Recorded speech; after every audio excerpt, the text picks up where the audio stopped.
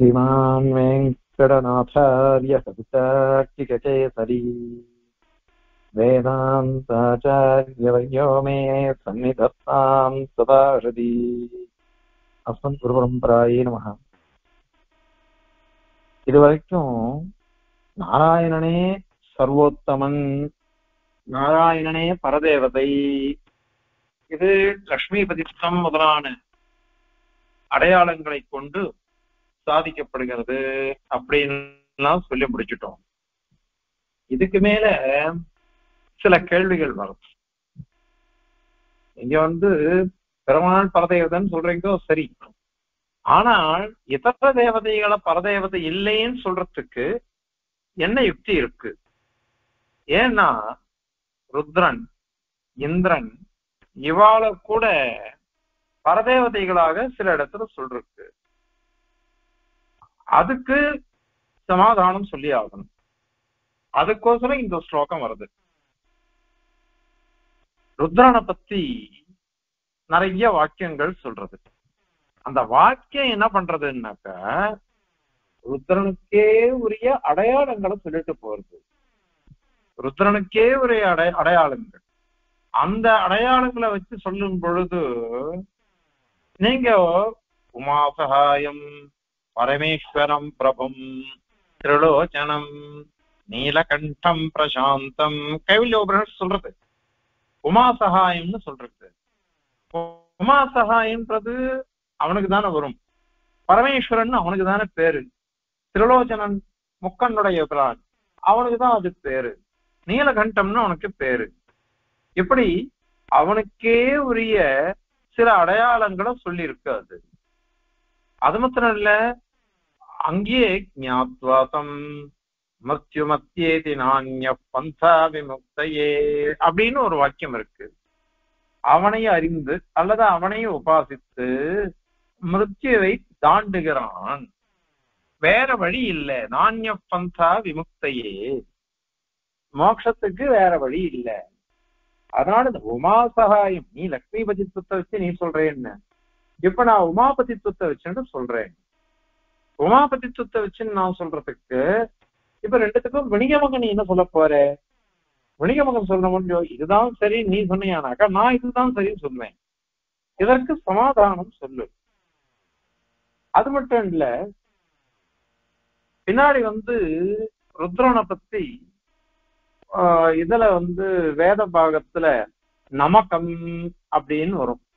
நமக்கம் நமக்கம்னு நமோ நமஹா நமோ நமஹான்னு வரும். அந்த நமகம் ருத்ரனுக்கு தான் நமஹா நமஹான்னு சொல்றது வருது. ருத்ரனை தான் ருத்ரனுக்கு நமஸ்காரம், ருத்ரனுக்கு பிரணாமங்கள், ருத்ரனை நமஸ்கரிக்கிறேன் அப்படின்னு தான் வரும் அது. அதனால உபாயம் கூட அவனுக்கு வருது. நீ நாராயணாய நமஹா, ஸ்ரீமதே நாராயணாய நமஹா நீங்க சொல்றீங்களோ, ஆனா இங்க ஸ்பஷ்டமா இருக்கே, பூர்வகாண்டத்திலேயே ருத்ரனுக்கு நமகா நமஹா நமக்கத்துல வந்திருக்கு. அதெல்லாம் இருக்கிறதுனால அத வேதத்தை ஒத்துக்கிறவ ருத்ரனையும் ஒத்துட்டுதான் ஆகணும். ருத்ரனுக்கே உரிய அது அடையாளங்கள். அனன்யதா சித்தலிங்கம் அப்படின்னு அதுக்கு சொல்றாரு சுவாமி. அந்நியதா சித்தம்னா வேற வழியில கூட அதுக்கு அர்த்தம் சொல்லலாம். ஆனால் அனன்யதா சித்தம்னா வேற வழியே கிடையாது. வேற வழியே இல்லாம இந்த வழிதான், ருத்ரனை தான் அங்கீகரிக்கணும், ருத்ரனுக்கு மட்டுமே அது பொருந்தும். அந்த மாதிரி இருக்கு. அதே மாதிரி ஏற்கனவே ஒண்ணு பார்த்திருக்கோம், பிரதர்தன வித்தியை. பிரதர்தன வித்தியில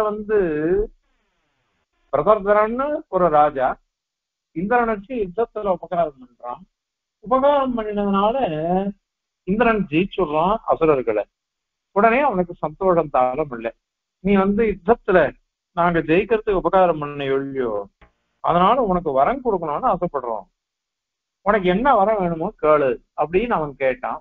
அதுக்கு பிரதப்தவன் சொன்னான், நான் என்ன கேட்கறதுன்னு எனக்கு தெரியல, மனுஷாளுக்கு எது ஹிதத்தமமா இருக்குமோ, ஹிதம் ஹிததரம் ஹிதத்தம சூப்பர்லேட்டிவ், எது ஹிதத்தமமோ அத நீயே வரிச்சுடு, நீயே வரிச்சுடு அப்படின்னுட்டு எனக்கோசரம் நீயே எது எனக்கு நல்லது, மனுஷாளுக்கு எது நல்லது, அவனுடைய பெருந்தன்மையை பாருங்கோ, பரந்த மனப்பான்மை. எல்லா மனுஷாலுக்கும் எது ஹிததமோ அதை நீயே வரிச்சுடு அப்படின்னு பிரதர்தனன் இந்திரன் கிட்ட சொல்றான். உடனே இந்திரன் வந்து சொன்னா, மா உபாச, என்னையே உபாசிச்சுடு அப்படின்னு சொல்லிட்டான். அத சொல்லிட்டு சில வாக்கியங்களை சொல்றான். ஏத்ததேவ அகம் மனுஷ்யாய ஹிததமம் மன்யே, இதுதான் மனுஷாளுக்கு ஹிததமமா நான் நினைக்கிறேன். ஏன் தெரியுமா? நான் எப்படிப்பட்டவன் தெரியுமா? திருதீர்ஷாணம் வாஷ்டிரமகனம், 3 தலையை உடைய தொஷ்டாவினுடைய பிள்ளை. அவனுக்கு பேரு துவாஷ்டிரன் அப்படின்னு பேரு. தொஷ்டாவினுடைய பிள்ளையா போயிட்டதுனால துவாஷ்டிரன், விஸ்வரூபன்னு பேரு. அவனை வந்து இவன் என்ன பண்ணிட்டான்னா கொன்னுட்டான். ஏன் கொன்னுட்டான் அப்படின்னாக்கா, ஒரு காலகட்டத்துல பிரகஸ்பதி கிட்ட இவன் அபச்சாரப்பட்டுட்டான். அதனால அவர் ஒளிஞ்சு விட்டார். பிரகஸ்பதி ஒளிஞ்சு விட்டார், வரவே இல்லை. ராஜகுரு புரோஹிதரையே அலட்சியப்படுத்திட்டானே அப்படின்னு. அந்த சமயத்துல இவெல்லாம் சொன்னா, பிரம்மா சொன்னார், தொஷ்டா அவனுடைய பிள்ளை இருக்கான், விஸ்வரூபன் பேரு, அவனை வச்சுட்டு நீ யுத்தம் பண்ணு. அவன் தொஷ்டான்றவன் அசுரர்களுக்கு தலைவன், அசுரர்களுக்கு சேர்ந்தவன், அவனுடைய பிள்ளை. ஆனா விஸ்வரூபம் பிராமணிகன். பிரார்த்திச்சா அவன் பண்ணி கொடுத்தான். அந்த மாதிரி பண்ணி கொடுத்தா அவன் உபகாரம் பண்ணா. அதுல அசுரர்களை ஜெயிச்சான் இவன் இந்திரன். ஆனாலும் இவனுக்கு சந்தேகம், என்ன இருந்தாலும் எதிரியோடைய புள்ளதானே, ஏதாவது தன்னை பண்ணிட்டா என்ன பண்றதுன்னு பயந்து வஜ்ராயுதனால ஒரே போடு விஸ்வரூபன் போயிட்டான். இத இங்க வாக்கியம் திரிசீர்ஷாணம் வாஷ்டிரம் அகனம், வாஷ்டிரம் அகனம் நான் கொண்டுட்டேன். 3 தலையை உடைய தொஷ்டாவனுடைய பிள்ளையான விஸ்வரூபனை கொண்டுவிட்டேன் அப்படின்னு நான் சொல்றான். இது பெருமாள் பண்ணல, இந்திரன் தான் பண்றான். அதே மாதிரி நிறைய வாக்கியங்கள் அங்க இருக்கு ஸ்ரீபாஷ்யத்துல. இது கௌஷீதிக உபனிஷத்து, அந்த உபனிஷத்துல இருக்கக்கூடிய வாக்கியங்கள்லாம் உதாகரிச்சிருக்க பெருமானார் இதுல ஸ்ரீபாஷ்யத்துல. முதல் அத்தியாயம் முதல் பாதம் 11வது அதிகரணம், அதுல இந்திர பிராணாதிகரணம் பேரு. அந்த இந்திர பிராணாதிகரணத்துல நிறைய உதாகரிச்சிருக்காரு. அதனால ஜீவனான இந்திரனுடைய சம்பந்தமானது அதுல அகல்யா ஜார விற்த்தாந்தம்லாம் எல்லாமே இருக்கு. ரிஷிகள் எல்லாம் கொண்டுட்டான். சில பேர் வேதமே அத்தியனம் பண்ணாம, வேதாத்தியனம் பண்ணாம இந்த ரிஷிகளை கொண்டுட்டாங்க. அதெல்லாம் இருக்கு, இதெல்லாம் புராண பிரசித்தம். அது அந்த உபனிஷத்துல இருக்கு, இதெல்லாம் இங்க இருக்குது. இப்ப இந்த விற்த்தாந்தங்கள்லாம் இருக்கு பாருங்க, இது அனன்யதா சித்த அடையாளங்கள், அந்நியதா சித்த அடையாளங்கள் இல்லை. அவளுக்கு உண்டிதான் இவைகள்லாம் பொருந்தும். பெருமாள் வந்து இந்த காரியங்கள்லாம் பண்ணலையே, அதனால பெருமாளுக்கு அதெல்லாம் வரவே வராது. ஆக இப்படி உமாபதித்துவம், பரமேஸ்வரத்துவம், திரிநேத்திரத்துவம் இதெல்லாம் சிவனுக்கு தான் வரும். அந்த மாதிரி துவாஷ்டிர ஹந்திருத்துவம், துவஷ்டாவினுடைய பிள்ளைய கொள்றது, இதெல்லாம் இந்திரனுக்கே வரும். இப்படி அனன்யதா சித்தமான அடையாளங்கள் இருக்கோ இல்லையோ, இந்த அனன்யதா சித்தமான அடையாளங்களை இட்டு பார்க்கும் பொழுது எம்பெருமான் தான் பரதேவதைன்னு எப்படி சொல்ல முடியும்? ஏன்னா இவா என்ன சொல்றா, தங்களையே உபாசிக்கணும்னு சொல்றா. அது மாத்திரம் இல்லாம சிவனை உபாசிச்சு மோட்சத்தை அடையறதுக்கு அது மட்டும்தான் வழி. சிவனை உபாசிச்சாதான் கிடைக்கும் மோட்சம், இல்லாதப்பட வேற எதுவும் வழி இல்லை அப்படின்னு இருக்கு. இவனோ இந்திரனோ தன்னையே உபாசிச்சுடு, நான் தான் ஆயுசு, தம் மாம் ஆயுகு அமிர்தம் இத்திபாச, அப்படிப்பட்ட எண்ணெய், தொஷ்டாவை கொண்ட எண்ணெய், அத மாதிரி அகல்யாச்சாரனான எண்ணெய், மாம் ஆயுகு அப்படிப்பட்ட எண்ணெய், ஆயுகு அமிர்தம், அமிர்தம்ன்றது மோட்சத்துக்கு பேரு, பரமாத்மாவுக்கு பேரு. அதை நினைச்சுட்டு என்ன உபாசிச்சிடும் அப்படின்னுட்டு இந்திரன் சொல்றான். இது வந்து அவனுக்கு தானே பொருந்தும், பரமாத்மாவுக்கு பொருந்தாதே, பெருமாளுக்கு பொருந்தாது.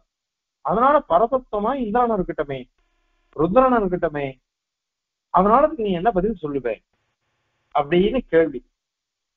இதுக்கு சுவாமி ஒரு சமாதானம் சாதிக்கிறார். இது சூத்திரக்காரர் சாதித்த சமாதானம் தான். சூத்திரக்காரர் என்ன பண்ணிட்டாருனாக்க சாஸ்திர திருஷ்டியா சூபதேசோ வாமதேவது அப்படின்னு சாதிச்சிருக்கார். ஏற்கனவே வந்திருக்கு. வந்தது கூட இந்த இடத்துல என்னன்னாக்கா பொதுவாக அங்க சாதிச்ச, இப்போ விசேஷமா சாதிக்கிறார். அனன்யதா சித்தலிங்கங்களை வச்சுட்டு அவன் ஆக்ஷேபிக்கிறான் பூர்வபக்ஷி. அதுக்கு அதுவும் அந்யதா நயனம் தான் பண்ணணும். அதுக்குதான் பதில் சாஸ்திர திருஷ்டியாச்சு உபதேசோ வாமதேவது. வாமதேவர் அப்படின்றவர் என்ன பண்ணாரு, மகரிஷி. அவர் சிவனுக்குதான் வாமதேவர்னு பேரு, இல்ல ஒரு மகரிஷி. அவர் சொல்றாரு, அவர் உபாசனம் பண்ணி மோட்சத்தை அடைஞ்சவர். அவர் சொல்றாருன்னுட்டு உபனிஷத்துல வருது. நானே வாமதேவன், நானே சூரியன், நானே மனு, நானே எல்லாம் அப்படின்னு சொல்றாரு அவர். நானே நானேன்னு அவர் சொல்றது என்ன அர்த்தம் அப்படின்னாக்கா, அவர் மனு இல்ல, அவர் சூரியன் இல்ல, அவர் சாதாரண ஒரு மகரிஷி தான். அவர் ஆனால் பெரிய உபாசகர், சித்தியை அடைஞ்சவர், அவர் பலத்தை அடைஞ்சவர். அப்படிப்பட்டவர் அவர் என்ன பண்ணாருனாக்கா, தானே சூரியன் தானே மனு அப்படின்னா அவர் சொல்றாருனாக்கா அதுக்கு மூல காரணம் அவருக்கு விஷயம் புரியுது, சாஸ்திர விஷயம் புரியுது. என்னன்னு புரிஞ்சுது, பகவான் சர்வாந்தர்யாமியா இருக்கான். சர்வாந்தர்யாமியாக பகவான் இருக்கான். சர்வாந்தர்யாமியா பகவான் இருக்கிறதுனால எனக்கு அந்தர்யாமியா அவன் இருக்கான். அதனால நான் நான் அப்படின்னுட்டு அவர் சொன்னார் வாமதேவர். பிரகலாதாழ்வான் ஒரு வாக்கியம் சொல்றத உதாரிச்சிருக்கா, சர்வகத்வாத் அனந்தஸ்ய சயேவாகம் அவஸ்திதா அப்படின்னு பிரகலாதாழ்வானுடைய வசனம். அனந்தனான எம்பெருமான் சர்வகன் விபு, எல்லா இடத்துலையும் வியாபிச்சிருக்கான். அதனால நான் தான் அவன், அவன் தான் நான் அப்படின்ற அர்த்தத்துல பிரகலாதாழ்வான் சாதிக்கிறார். இப்போ அகம் சயேவ அப்படின்னு அவர் சொல்றார் பிரகலாதாழ்வான். அது எப்படி சொல்லலாம், ஒரு ஜீவன் பெருமாளா ஆக முடியுமா அப்படின்னாக்கா அது இல்ல, சயேவ அகம், நான் தான் அவன், ஏன்னா எனக்கு அந்தர்யாமி அவன். அதனால அகம்னு சொன்னா தவறு கிடையாது. 4வது அத்தியாயத்துல முதல் பாதத்துல 2வது அதிகரணம் ஆத்மத்துவ உபாசனா அதிகரணம்னு பேரு. அந்த அதிகரணத்துல உபாசன ஸ்வரூபம் எப்படி அப்படின்னு ஒரு கேள்வி வருது. எப்படி உபாசிக்கணும் பரமாத்மாவை அப்படின்னு கேள்வி வரும் பொழுது அகம் பிரம்மாஸ்மி அப்படின்னு உபாசிக்கணும். அகம் அல்லது அகம் பிரம்மாஸ்மி அப்படிதான் உபாசிக்கணும்.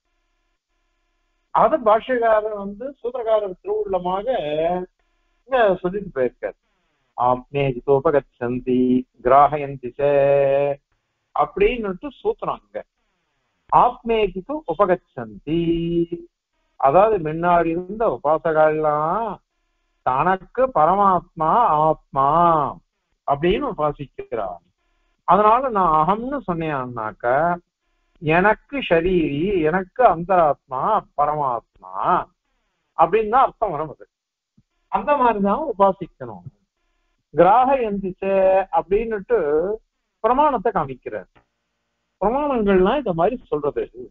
ரொம்ப அகமஸ்மி பகவோ தேவதே, அகம் வை துவமசி பகவோ தேவதே அப்படின்னு வாக்கியம். நான் தான் நீ, ஏ பரதேவதையே, நான் தான் நீ, நீ தான் நான் அப்படின்னுட்டு உபாசகால் சொல்றா. இத மாதிரி வாக்கியங்கள்லாம் உதாகரிச்சிருக்க சூத்திரக்காரனுடைய திருவுள்ளமாக எம்பெருமானார். அதனால இந்த மாதிரி அங்க அகம் பிரம்மாஸ்மின் பண்றக்க, இப்படி பண்றதுனால வாமதேவர் இத மாதிரி சொல்லிட்டு போயிருக்கார். அதுவும் வேத வாக்கியம் தான். அந்த மாதிரி ஆத்மேகோபகச்சந்தி கிராஹேந்திர இடத்துலையும் இத மாதிரிதான் இருக்கு. வாக்கியங்கள்லாம் உதாரிச்சிருக்கார் எம்பெருமானார். ஆக இந்த கிரமத்துல பார்த்தோம்னாக்க ஷரீராத்ம பாவத்தை கொண்டுதான் இங்க நிர்ணயம் பண்ணணும்.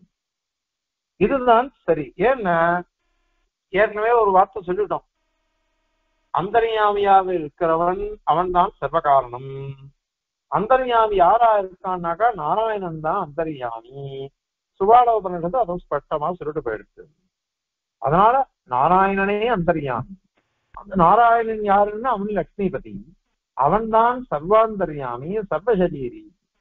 அங்க வாக்கியம் ஏஷா தே ஆத்மா அந்தர்யாமி அமிர்தா அப்படின்னுட்டு ஒவ்வொரு பரியாயத்திலையும் வருது. அந்தர்யாமி பிராமணத்துல பிரதாரணிகத்துல இது வரிசையா வரும். என்ன ஏஷா தே ஆத்மா. உத்தானகரை பார்த்து யாக்கியம் சொல்ற வாக்கியம் இது உத்தானகரை பார்த்து சொல்றது இது. உத்தானகரை பார்த்து யாக்கியவல்யர் சொல்ற வாக்கியம் ஏஷா தே ஆத்மா அப்படின்னு சொல்றது. ஏஷத ஆத்மா அந்தர்யாமி, அவனே உனக்கு அந்தர்யாமி அப்படின்னுட்டு வாக்கியமே சொல்றது. அந்த சொல்றதுனால அதை வச்சுதான் நீங்க இங்க பண்ணணும். இங்க நிர்ணயம் பண்றது அதை வச்சுதான் பண்ணணும். அதை வச்சுதான் நிர்ணயம் பண்ணணும். நாராயணனே அந்தர்யாமி, அவன் லக்ஷ்மிபதி. லக்ஷ்மிபதியா போயிட்டதுனால அவன் என்ன இதுவா இருக்கானோ அதை கொண்டுதான் சரீராத்ம பாவம். அந்த சரீராத்ம பாவத்தை வச்சுன்னு பார்த்தோம்னாக்க இந்திரனோ ருத்ரனோ எல்லாமே பரமாத்ம பிரியந்தம் போறது. அப்போ இவன் சொல்றது ருத்ரனை பத்தி உமாபதி திரிலோச்சனன் இப்படின்லாம் சொல்றதெல்லாம் அவனை மாத்திரம் குறிக்கும்.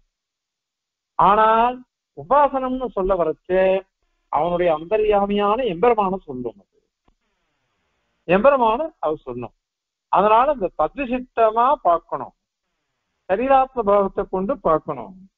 அப்படி பார்த்தாதான் இங்க சரியாக அர்த்தம் வரும். சரியா அர்த்தம் வரும். இப்படி சரியா அர்த்தம் வர்றதுனால இது விரோதம் கிடையாது. இன்னொரு விஷயம் ஒண்ணு இருக்கு. பாஷ்யக்காரர் ஜிக்ஞாசாதிகரணத்துல சாதிச்சிருக்கார். அந்த பசுமாட்டை ஓட்டினோன்னு சொன்னோம். இப்ப பசுமாடு கௌ அப்படின்னு சொன்னாக்க அதுக்கு என்ன அர்த்தம்? நம்ம சித்தாந்த பிரகாரம் கோஷரீரி பரமாத்மா அப்படின்னு சொல்லுவோம். கோஷரீரி பசுமாட்டுடைய சரீரியா இருக்கக்கூடியவன், ஆத்மாவா இருக்கக்கூடியவன் பரமாத்மா எம்பெருமான் அப்படின்னு சொல்றோம். அப்புறம் சொன்னா அந்த பசுமாட்டை எழுத்துன்னு வா அப்படின்னா, இப்ப பசுமாட்டை எழுத்துன்னு வந்தானா இல்ல அந்த உள்ளுக்குள்ள இருக்கக்கூடிய பரமாத்மாவை எழுத்துன்னு வந்தானா இவன் அப்படின்னு கேள்வி வரும். அப்ப என்ன சொல்லணுமோ, பசுமாட்டை தான் எடுத்துன்னு வந்திருக்கான். இதெல்லாம் நிஷ்கர்ஷக சப்தம் அப்படின்னு பேர். உதாரணம் சொன்னா உங்களுக்கு புரியும். ரக்தப்படகா அப்படின்னு சொன்னான். ஏற்கனவே அது வித்தியாபிச்சிருப்போம். ரக்தப்படகா அப்படின்னு ஒருத்தன் சொல்றான். இந்த வஸ்திரமானது சோப்பா இருக்குது இந்த வஸ்திரம் அப்படின்னு சொன்னான். இப்ப சோப்பா இருக்கிறதுன்னு இருக்குது. இந்த வர்ணமானது அது ஒரு திரவியம் இல்லை, குணம்தான். அதை பிரிக்க முடியாது. வஸ்திரத்திலிருந்து அந்த சோப்பா இருக்கிற ஒரு வர்ணத்தை பிரிக்கவே முடியாது. அதனால ரக்தகா அப்படின்னு சொல்றது வெறும் ஒரு குணத்தை சொல்றது, வர்ணத்தை. படகா அப்படிங்கிறது ஒரு திரவியத்தை சொல்றது. இப்போ ரக்தகான்னு சொல்லி படகான்னு சொல்லச்ச குணமும் திரவியமும் ரெண்டு பதங்கள். குணத்தை கூறக்கூடிய ரக்த சப்தம், படகான்னு சொல்லக்கூடிய திரவியத்தை சொல்லக்கூடிய சப்தம். இது ரெண்டும் ஒண்ணுக்கு ஒண்ணு சேர்ந்து பிரயோகம் பண்ணப்படுறது. அதுக்கு என்ன சொல்லணும் அப்படின்னாக்க, அந்த ரக்தகான் இருக்கிறதுனால படகா சப்தம் இருக்கும் திரவியவாச்சி, அதை கொண்டு இதை நிர்ணயம் பண்ணணும். ரத்த படகான்னு சிகப்பு நிறமுடைய படக வஸ்திரம் அப்படின்னு போகணும். அப்ப ரத்த சப்தத்துக்கு ரத்த விசிஷ்ட அப்படின்னு அர்த்தம் பண்ணிக்கணும். ரத்தத்தோட கூடினது அர்த்தம் பண்ணிக்கணும். இது எல்லா லோகத்துல எல்லாரும் ஒத்துக்கிறது தான். ஆனா படசிய ரக்தோபாகா படசிய சுக்லோபாகான்னு சொன்னோம். அப்ப பாருங்க, வஸ்திரத்தினுடைய சிகப்பு பாகம், வஸ்திரத்தினுடைய வெளுப்பு பாகம் அப்படின்னு ஒருத்தன் சொல்றான். அப்போ அந்த சுக்ல சப்தத்துக்கோ ரத்த சப்தத்துக்கோ நிஷ்கர்ஷக சப்தத்தும் தான். அதாவது வெறும் நிறத்தை ஒண்டிதான் சொல்லும், வர்ணத்தை ஒண்டிதான் சொல்லும். அது அது திரவியத்தை சொல்லாது. ஏன்னா நம்ம பிரிச்சு சொல்லிட்டோம். படசிய அது ஆறாம் வேற்றுமை, ஷஷ்டி ஷஷ்டி விபக்தி. அதை வச்சுட்டு சொல்ற சமயத்துல படத்தினுடைய சிகப்பு பாகம், படத்தினுடைய வெண்மை பாகம் அப்படின்னா குணத்தை ஒண்டிதான் சொல்லும். இதுக்கு பேரு நிஷ்கர்ஷக சப்தங்கள் அப்படின்னுட்டு பாஷ்யக்காரன் சாதிச்சிருக்கார் வித்யாசாரியனுக்கு. அதனால இவர் ருத்ரன் அப்படின்னு சொல்ற சமயத்துல அவனுக்கு அடையாளம் என்ன? 3 கண்ணு. அது மாதிரி உமாபதி அவன், அந்த மாதிரி அவனுக்கு சொல்லணும். இந்திரன் அப்படின்னு சொன்னாக்க சுவாஷ்டனா கொன்னவன், அத மாதிரி சொல்லணும். இப்போ இத மாதிரி அவனுக்கே ஒரு அடையாளம் அது. ஆனால் பொதுவாக ருத்ரன் இந்திரன் அப்படின்னு சொன்னாக்க ருத்ரசரீரி இந்திரசரீரி அப்படிதான் பிரமாணம் சொல்லணும். அந்த மாதிரிதான் நம்ம அர்த்தம் பண்ணிட்டு சொல்லணும். ஏன் அப்படின்னாக்க சுவாமி நியாய சித்தாந்தத்துல ஒரு விஷயம் அனுகிரகிச்சிருக்கார். பரவித்யாசு ஜீவோக்தி நிருப்தியாது பராஸ்திரயா தல்லிங்க அனன்யதா சித்தௌ தத்விசிஷ்டாவலம்பினி அப்படின்னு சாதிச்சிருக்கார். பிரம்ம வித்தியைகள்ல ஜீவோக்தி ஜீவனை கூறுதல், பிரம்ம வித்தியைகளை ஜீவனை சொல்றது ஜீவோக்தி. நிருப்தியாது பராஸ்திரயா, அதே நிருப்தியை கொண்டு சொல்லணும். நிருப்தினாக்கா சப்த நிர்வச்சனம். இந்த சப்தத்துக்கு இப்படி அர்த்தம் ராமஹா அப்படின்னு சொன்னான்.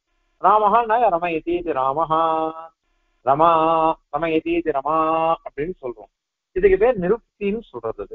இந்த மாதிரி பெருமாளை வச்சு சொல்லிட்டு போலாம் அந்த ஜீவ சப்தங்களுக்கும்.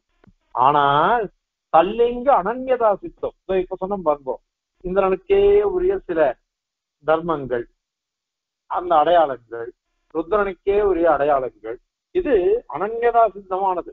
ஆனா 3 கண்ணுன்றது பெருமாளுக்கு இல்லை, உமாபதித்வம் பெருமாளுக்கு கிடையாது, சுவாஷ்டகலனம் பெருமாளுக்கு கிடையாது. இத மாதிரி விஷயங்கள் தல்லிங்க அனன்யதா சித்தோ, அத மாதிரி விஷயம் வந்ததுன்னா என்ன பண்ணணும் அப்படின்னா தத்விசிஷ்டா வலம்பினி, அந்த எந்த ஜீவனை சொல்லித்தோ அந்த ஜீவனோட கூடின பரமாத்மா சொல்லப்பட்டிருக்கான் அப்படின்னு அர்த்தம் பண்ணணும். இத நியாய சித்தாந்தத்துல சுவாமி சாதிச்சிருக்காரு. அதை கொண்டு இந்த மாதிரி அர்த்தம் பண்ணணும். அத மாதிரி அர்த்தம் பண்ணிட்டோம்னாக்க இது சரியா போயிடும். அதனால இது தோஷம் இல்லை. சரி, இவ்வளவு தூரம் சொன்னேன்.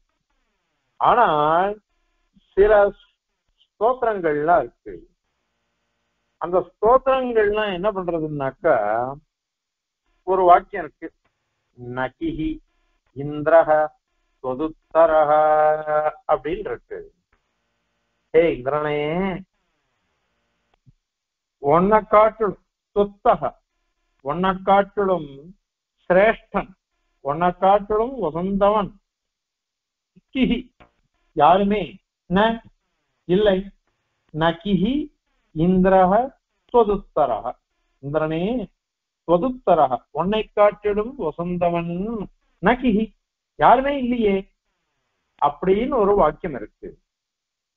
இப்போ இந்திரன் தான் சர்வசிரேஷ்டன் அப்படின்னு இருக்கு.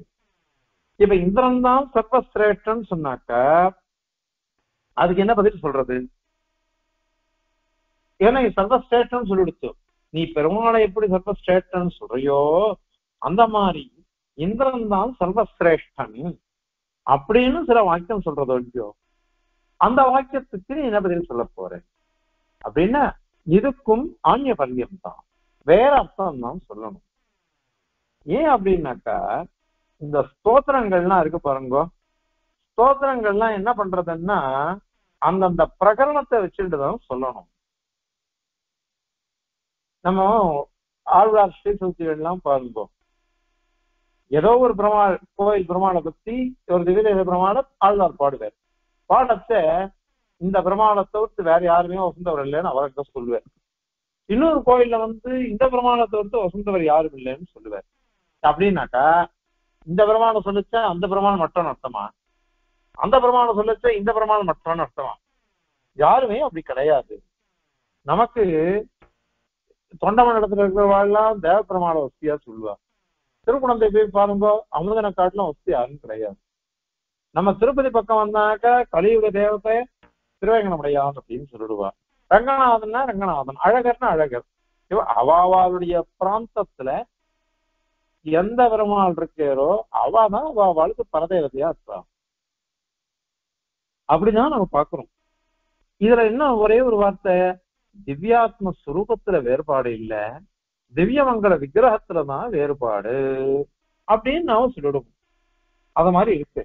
ஆனா ஸ்தோத்திரம்னு வந்துருச்சோன்னு வச்சுக்கோங்க, அந்த ஸ்தோத்திரத்துல அது கொஞ்சம் அதிகா பேசும், அதிசயோக்தி எல்லாம் வரும். அது எல்லார்கிட்டையும் உண்டு. யாருக்கோ ஒருத்தருக்கு ஷஷ்டத்தை பொருத்தி அவரை வசதியா ஒருத்தர் ஸ்லோகம் எழுதி பாடம் சொல்லிட்டு பாடிட்டு வருவேன். அப்புறம் இன்னொருத்தருக்கு ஒரு ஷஷ்டத்தை பொருத்தி வரும், அதே விஷயங்களை மாத்தி சொல்லிடுவேன். இந்த சுவாமிதான் வசதி அப்படின்னு சொல்லுவேன். காரணம் என்ன?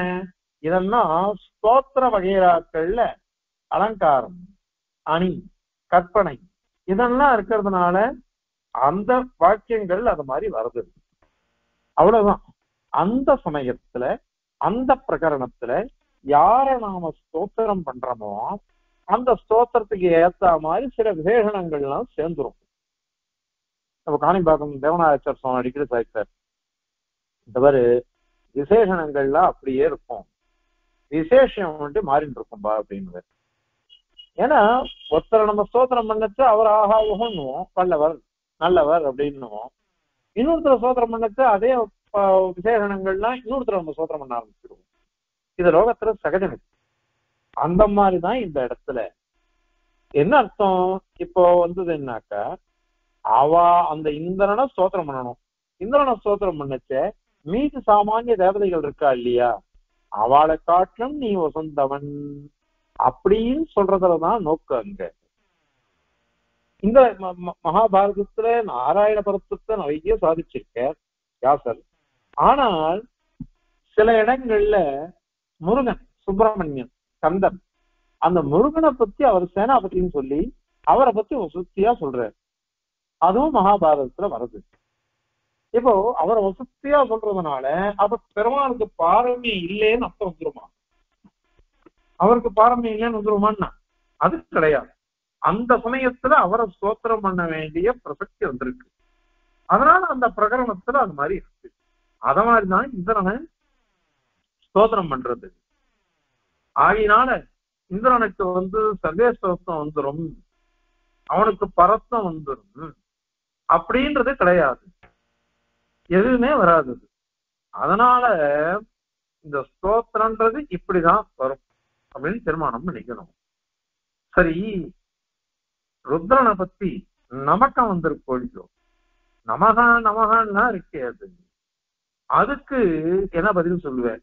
அதுவும் நிறைய நமஸ்காரம் இருக்கு அப்படின்னுட்டு கேள்வி வருது. அதற்கு சமாதானம், அந்த நமக்கம் முழுக்க பாரு. நமக்கம் முழுக்க பார்க்கச்ச கடைசியில ஒரு வாக்கியம் வருது, நமஸ்தேஸ்து மாமா ஹிம்சி அப்படின்றது. தே ஹே ருத்ரனே, தே உனக்கு நமக அஸ்து, உனக்கு நமஸ்காரம் இருக்கட்டும். ஏன் தெரியுமா? மா என்னை, மா ஹிம்சி ஹிம்ச பண்ணாத, நீ என்னை ஹிம்ச பண்றவனா இருக்காத. ருத்ரனுக்கு உக்ர புத்தி உண்டு, உக்ரமா இருப்பான் ருத்ரன்றவன். அதனால அவனுக்கு கோபம் அதிகமா இருக்கும். கோபம் அதிகமா இருக்கிறதுனால அவன் என்ன பண்ணுவான் அப்படின்னாக்கா ஹிம்சை பண்ணிட்டே இருப்பான். அந்த ஹிம்சை பண்ணக்கூடாது. நம்ம லோகத்திலேயே சொல்ற மொழியோ, யாராவது ஒருத்தர் படிச்சுட்டு இருந்தா நாம என்ன பண்ணுவோம்? எப்பா உனக்கு பெரிய கும்பிடு போடணும், எனக்கு அவகாரம் பண்ணாத, என்னை ஹிம்சை பண்ணாத, என்னை உபதிரவப்படுத்தாத அப்படின்னு சொல்றோம். உன்னை நான் சேவிக்கிறேன், என்னை உபதிரவப்படுத்தாதுன்னு லோகத்துல சொல்றோம். இப்ப அப்படின்னா என்ன அர்த்தம்? ரொம்ப உத்தமமான அவன் உத்தமமான இருந்தானாக்கா இந்த வார்த்தை என்ன சொல்லவே வேண்டாம். பெருமாள்கிட்ட கை கூப்பிடுறதுக்கும் இந்த மாதிரி ஹிம்சை பண்றவாள்கிட்ட கை கூப்பிடுறதுக்கு வித்தியாசம் இருக்கா இல்லையா? அதனால நீ ஹிம்சை பண்ணாத, இனி ஹிம்சை பண்ணாம இருக்கணும்ன்றதுக்கோசம் நான் உன்னை சேவிக்கிறேன். ஒரு ஸ்லோகம் சொல்லுவா, துர்ஜனம் பிரதமம் வந்தே சுஜனம் ததனந்தரம் அப்படின்னுவா. துஷ்டன் இருக்கானே அவனை முதல்ல நான் சேவிக்கிறேன், சுஜனம் ததனந்தரம் நல்ல மனுஷனை அப்புறம் நான் சேவிச்சுக்கிறேன், முதல்ல துர்ஜனனை சேவிச்சுடுறேன். ஏன்னா துஷ்டன் என்ன பண்ணுவான்னு தெரியாது, அவருடைய துர்குணம்.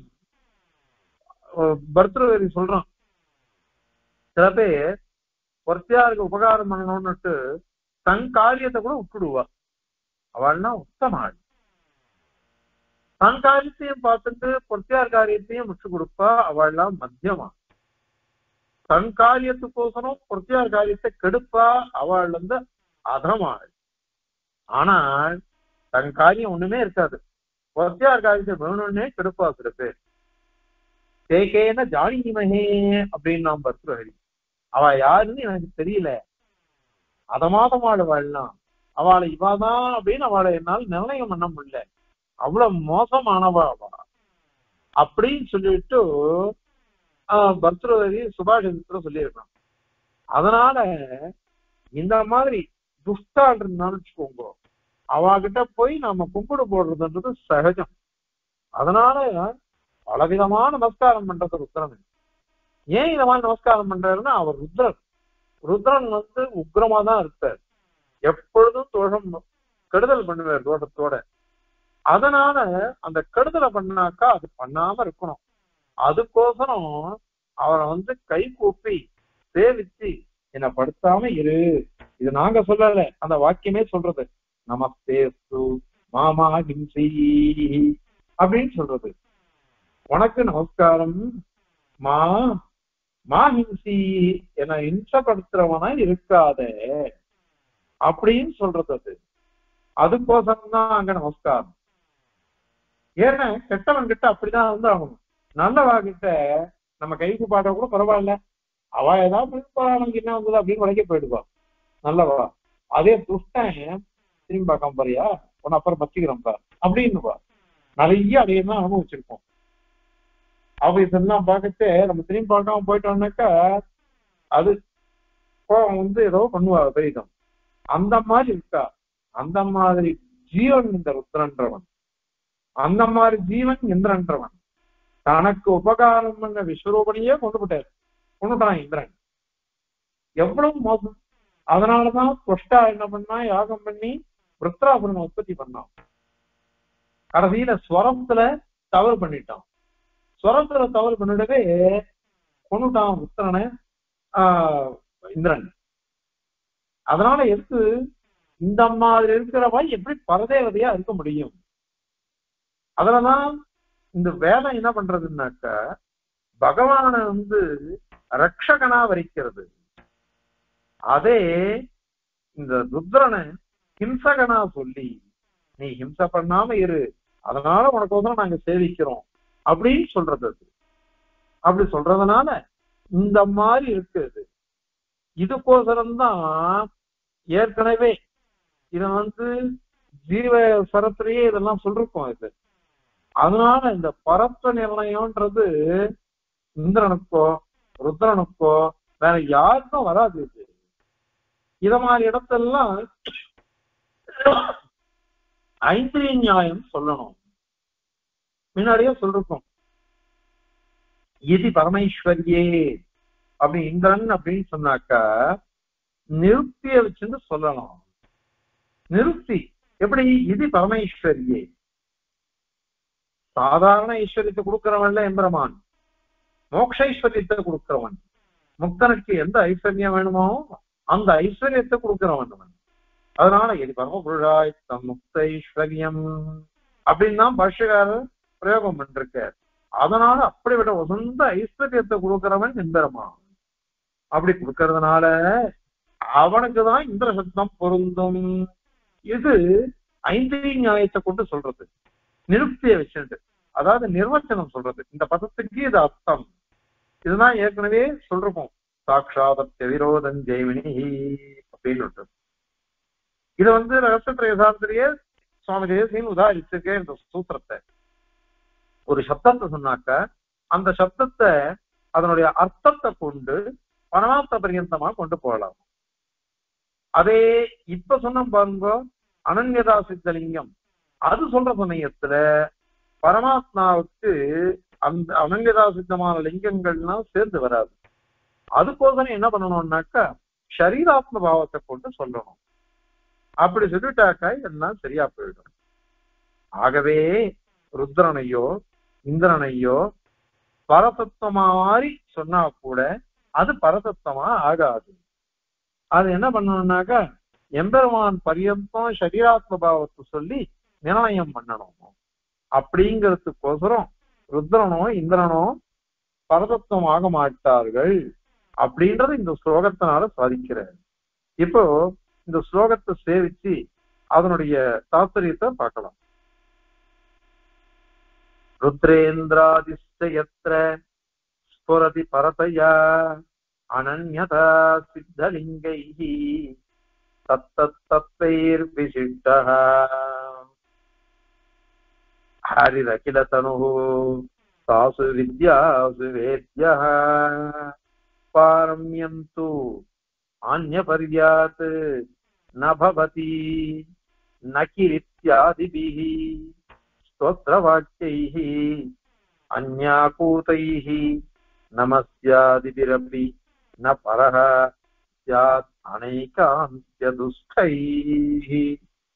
இது ஸ்லோகம். இதுக்கு சுவாமி அர்த்தம் பண்றார். எத்ரச எந்த இடத்துல எந்த இடத்துல எந்த பிரகரணத்தின்னு அர்த்தம். அனன்யதா சித்தைஹி லிங்கைஹி, அனன்யதா சித்தம், அந்யதா நாராயண பரமாவே சொல்ல முடியாது. அந்த குணங்கள் அந்த கிரியைகள் அந்த தர்மங்கள் இதெல்லாம் அந்தந்த వ్యక్తిக்கு தான் வரும். அதனால அது எது உமாபதித்வம் ஸ்வாஷ்டஹனனம் இதெல்லாம் இந்த லிங்கங்கள்லாம் யாருக்கு வரும் அப்படின்னாக்க ருத்ரேந்திராதிஷ்ட, ருத்ரன் இந்திரன் அந்த மாதிரி எங்கெங்க இத மாதிரி இருக்கோ எத்தனையோ வாக்கியங்கள் இருக்கும். ஹிரண்ய கர்ப்பணம் சொல்லும் சில இடத்துல, இத மாதிரி சில உபனிஷத் வாக்கியங்கள்லாம் சொல்லிருக்கோம். பரதயா ஸ்புரதி, ருத்ரனோ இந்திரனோ அல்லது வேற யாரோ பரதையா சர்வோத்கிருஷ்டனாக அனைத்த காட்டிலும் உத்தமனாக சர்வோத்தமனாக ஸ்புரதி தெரியறதோ அது எந்த வித்தியில படிக்கப்பட்டிருக்கோ தாசு வித்யாசு அந்தந்த பிரம்ம வித்தியைகள்ல அகிலத்தனு சர்வ சிதச்சித் சரீரி அனைத்து சேதனாச்சேதன்களுக்கும் ஷரீரியா இருக்கிறவன். தனு அப்படின்னா உடம்பு, உடம்பாக உடையவன், சேதன்களையும் அனைத்து சேதனங்களையும் அனைத்து அச்சேதனங்களையும் உடம்பாக உடையவன். ஷரீரி யாருன்னா ஹரிஹி விஷ்ணு, விஷ்ணுரேவ அந்த எம்பெருமானே தத்துவத்தை அந்தந்த தத்துவங்கள்னால அந்தந்த பிரகரணத்துல சொல்லப்பட்ட இந்திரனோ ருத்ரனோ அது சேதனமோ அச்சேதனமோ எதுவா இருந்தாலும் சரி அவைகளோட விசிஷ்ட சேர்ந்து இருக்கிறவன், ஷரீரியா இருக்கிறவன், அவன்தான் வேத்யன், அவன் தான் உபாசியன். அந்த எம்பெருமானே அறியப்பட வேண்டியவன். எப்படின்னா அந்தந்த வஸ்துக்களுடைய ஷரீரியா இருக்கிறவன், அவன் அறியப்பட வேண்டியவன், அவனே உபாசியனா இருக்கான், அவனே உபாசியன். அதனால ருத்ர சரீரகன் பரமாத்மா, இந்திர சரீரகன் பரமாத்மா அப்படின்னு நாராயணன் தான் இங்க. மூக்ஷுக்கள்லாம் அந்த நாராயணனையே உபாசிக்கணும். இவாள இல்ல, ருத்ரனையோ இந்திரனையோ கிடையாது அப்படின்னு சொன்னார். அது சரி, சில ஸ்தோத்திரங்கள்லாம் இருக்கே, அந்த ஸ்தோத்திரங்கள்லாம் என்னது? நகிஹி நகிரிந்திர ஸ்வதுத்தரகான் இருக்கு. நகிஹி இந்திர ஸ்வதுத்தரா அப்படின்னு பிரிச்சுக்கணும். இந்திரனே உன்னை காட்டிலும் வசந்தவன் யாரும் இல்லை அப்படின்னு இருக்கே, அதுக்கு நீ என்ன அர்த்தம் சொல்லுவேன் அப்படின்னு கேட்டா ஆன்யபர்யாத் அந்நியபரம், ஆன்யபர்யாத் அந்நியபரமா இருக்கு, வேற அர்த்தம் அதுக்கு. தாத்பரியாந்தர வேற தாத்பரியம் இருக்கு. நகிரித்யாதிபிகி அந்த வாக்கியங்கள்னால ஸ்தோத்திர வாக்கியை ஸ்தோத்திரம் பண்றது. ஸ்துதிங்கிறது எல்லாருக்கும் வரும். இது முகஸ்துதி மாதிரி. இதெல்லாம் ஸ்துதிகள்ல எத்தனையோ வரும். அது அத்தனைக்கும் அர்த்தம் கிடையாது. மீமாம்சகாலே அதை என்ன பண்ணிட்டாருனாக்கா, இந்த மாதிரி ஸ்தோத்திர வாக்கியங்கள் எல்லாமே அது சுவார்த்தத்துல பிராமான்யம் இல்லைன்னு சொல்றாவா. நாம சுவார்த்தே பிராமான்யம் உண்டு. அது எவ்வளவு தூரம் இருக்கணுமோ அவ்வளவு தூரம் தான் வச்சுக்கணும்னு நாம சொல்றோம். ஒரேடியா அர்த்தமே இல்லைன்னு சொல்லக்கூடாது. அதுபோக இத மாதிரி பரதத்துவமே சொல்லப்படுறதுன்னு சொல்லக்கூடாது. ஏன்னா அது பரதேவத அர்த்தம், பரத்தன்றது வராது அவருக்கு. அதனால ஸ்தோத்திர வாக்கியை பாரம்யம் ந பவதி. இந்திரனுக்கோ ருத்ரனுக்கோ பாரம்யம் ஸ்தோத்திர வாக்கியங்கள்னால வராது, வரவே வராது. இந்திராதீனா பரதேவதம் வராது. அது மாதிரிதான் அந்யாகூதை. அந்யாகூதம்னா வேற தாத்பரியத்தோட சேர்ந்தது. அதனாலதான் அனைகாந்திய துஸ்தை. அனைகாந்தியம்னாக்க இங்கேயும் இருக்கும் அங்கேயும் இருக்கும். ஒருத்தனை பார்த்து நீ நல்ல கவி அப்படின்னு ஒருத்தனை சொல்றான். அந்த நல்ல கவின்றது அவனுக்கு ஒன்றுதான் வருமானா, யார் யார் நன்னா கவனம் பண்ணுவாளோ ஸ்லோகம் எழுதுவாளோ அவன் அத்தனை பேருக்கு அது வரும். அது அதனால அனைகாந்தியம். அது பல பேருக்கு இருக்கு, ஏகாந்தம் இல்லை, ஒருத்தருக்கே வர்றதுன்றது இல்லை. அதனால அனைகாந்திய துஸ்தை. இந்த மாதிரி ஒரு ஸ்தோத்திரம் பண்ணாக்க அதுக்கெல்லாம் அனைகாந்த துக்கம் வந்துடும். பல இடத்துல அதை அன்வயிச்சிடும். இத தர்க்கசாஸ்திரக்கார விபச்சார தோஷம்னு சொல்ற. இங்கே இருக்கும் அங்கேயும் இருக்கும். அத மாதிரி இருந்ததுன்னா அதுக்கு விபச்சாரம்னு பேரு. அந்த மாதிரி தோஷங்கள்னால இருக்குது. எங்க நமஸ்யாதி பிறப்பி. நான் நமக்கம் சொல்றதுன்னு சொன்ன பாருங்கோ, ருத்ரனை பத்தி சொல்ற நமக்கம். அந்த நமஸ்காரங்கள்லாம் கூட பரஹ நஸ்யா. ருத்ரனோ இந்திரனோ ஸ்தோத்திரம் சொல்றது நமக்கு. அதனால பரதத்துவம் தான் அது அப்படின்னு சொல்ல முடியாது. ஏன் அப்படின்னா இந்திரனை பத்தி சொல்லச்ச பொதுவா ஸ்தோத்திரம், அதுல கூட அவனுக்கு இருக்கிற தேவதைகளை காட்டிலும் அவன் வசந்தவன் அப்படின்னு சொல்றதுல அது முடிஞ்சு போயிடுறது. ருத்ரனை பத்தி நமக்கம் வந்திருக்கே அப்படின்னாக்க தைத்திரிய சந்திகர 4ஆம் காண்டத்துல வருது. அந்த நமக்கான அணுவாக்கத்துல ருத்ர விஷயம் தான் இருக்குது. ருத்ரனுக்கு தான் நமஸ்காரியம் இருக்குது. அதனால அவன் தான் ரொம்ப சிரேஷ்டன் அப்படின்னு நீ கேக்குற. அது வராது. ஏன் அப்படின்னா அந்த தேவதைய சந்தோஷப்படுத்தணும். சந்தோஷப்படுத்தினால்தான் அந்த பூதகணங்கள், இந்த மாதிரி துஷ்ட தேவதைகள், சுத்ர தேவதைகள்லாம் இந்த மாதிரி அதுங்களை சந்தோஷப்படுத்தினாதான் நமக்கு கெடுதல் பண்ணாம இருக்கும். அதே சர்வேஸ்வரன் தான் வச்சுக்கோங்க, அவனை பத்தி கவலையே கிடையாது. அவனுக்கு வெறும் கையை கூப்பிட்டா கூட அவன் நமக்கு அனுகிரகிச்சுட்டு போயிடுவான். அதே இதுகள்லாம் அப்படி இல்லை. இத்தனை நமஸ்காரம் பண்ணாதான் இந்த மாதிரி நம்மள படுத்தாம இருக்கும். அதனாலதான் இந்த நமக்கத்திலேயே கடைசியில நமஸ்தேஸ்து மாமா ஹிம்சி, உனக்கு நமஸ்காரம், என்ன நீ ஹிம்சை பண்ணாம இருப்பாயாக அப்படின்னு பிரார்த்திக்கிறது அந்த வேத வாக்கியமே. அதனால சொல்றதுனால இந்த ருத்ரனுக்கோ இந்திரனுக்கோ ஸ்தோத்திரம் வந்துட்டதுனால அவன் உத்தமன், அவன் தான் பரதேவதை அப்படின்னு சொல்ல முடியாது. ஆக பரமாத்மாவான நாராயணனே பரதேவதை. இத மாதிரி எந்தெந்த இடத்துல அந்தந்த ஜீவராசிகளை சொல்லி அதனுடைய அடையாளங்களை சொல்றதோ அந்த இடத்துலாம் அந்தந்த ஜீவராசிகளை சரீரமாக உடைய எம்பெருமான் சொல்லப்படுகிறான் அப்படின்னு அர்த்தம் பண்ணிக்கணும். அந்த நியாயத்தை சொல்றதுக்கோசரம் இந்த ஸ்லோகம் இங்க வந்திருக்கு. இப்போ ஸ்லோகத்தை சேவிக்கலாம். ருத்ரேந்திராதிஸ்தயத்ர ஸ்புரதி பரதயா அனன்யதா சித்தலிங்கைஹி தத்தத்வைர் விசிஷ்டோ ஹரிரக அகிலதனுஹ தாசு வித்யாசு வேத்யஹ பாரம்யம் பாண்யபர்யா நபவதி நகிரித்யாதிபிஹி स्तोत्रवाक्यैः अन्यासूतैः नमस्यादिभिरपि न परः यादनैकान्त्यदुस्तैः कवितार्किकसिंहाय कल्याणगुणशालिने श्रीमते वेङ्कटेशाय वेदान्तगुरवे नमः। अस्मद्गुरुपरम्परायै नमः।